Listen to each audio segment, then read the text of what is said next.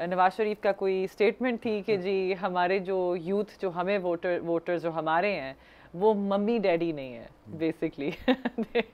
इसका मुझे प्लीज जरा इलैबोरेट करके बताएं कि इसका मतलब क्या था। मियां साहब मतलब यही था जिन्होंने कहा है लेकिन वो असल में कह ही रहे हैं कि जो सही यूथ है ना, how do you qualify as a mummy daddy you, उस पे तो आते हैं अभी तो वो मेरे ख्याल में इसकी ब्रॉडर डिस्कशन है। मियां साहब अलबत्ता जो है वो जो है तनकीद कर रहे थे उसके ऊपर, पीटीआई के ऊपर, और वो कह रहे थे कि क्योंकि उनका सियासी नारा हमेशा से ये रहा है कि यूथ जो है हमारे पास है, यूथ का वोट हमारे पास है और यूथ जो है वो हम ही हैं।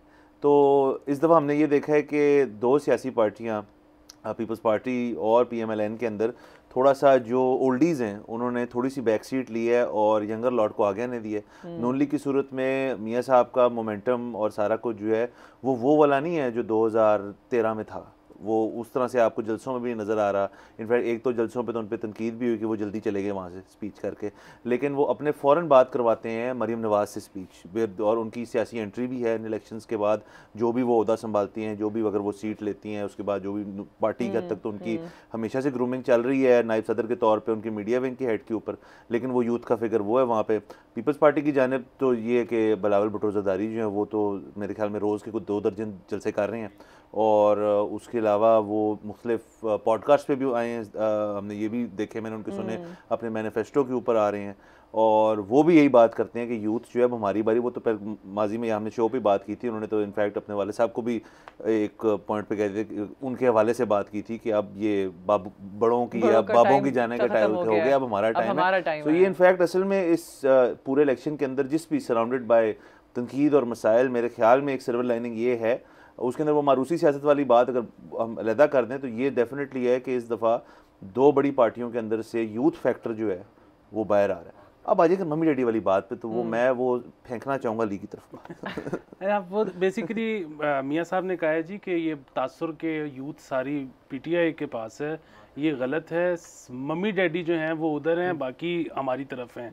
अच्छा, इससे ना बड़ा एक ओल्ड एज डिबेट सामने आ गई है। उसकी वजह ये है, और ये ख़ास तौर पे लाहौरी जो हैं ये कहते हैं कि मम्मी डैडी ओरिजिनल टर्म थी।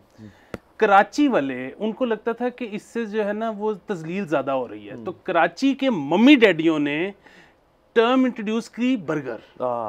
तो वो कहते हैं कि बर्गर जो है वो सही अक्कासी नहीं करता और वो बेसिकली तजलील में कमी ले आता है। तो मम्मी डैडी को वापस राइज होना चाहिए, और उसके लिए पहला कदम रखा है मियां मोहम्मद नवाज शरीफ। वाह वाह सर, देखिए ना वो है तो लाहौर के और पंजाब के। आप लोग कंफ्यूज कर रहे हैं, मम्मी डैडी और बर्गर बच्चे में जमीन आसमान का फर्क है। There are similarities. Okay, please elaborate हमें करें, कि हमें तो लगता है कि क्योंकि बर्गर हमेशा जरा सिंधी होता है। Burger is a specific class of बच्चा, ठीक है, वो बर्गर बच्चा भी हो सकता है, बर्गर कोई ग्रोन अप भी हो सकता है। Burger is kind of like a personality, वो एक स्पेसिफिक क्लास की के बड़े नखरे वाले हैं, या अंग्रेजी इस तरह बोलते हैं।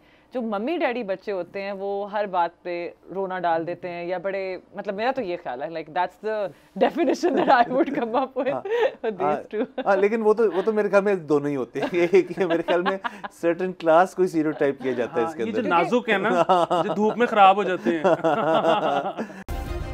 सब्सक्राइब करें और बेल दबाएं ताकि कोई खबर रह न जाए।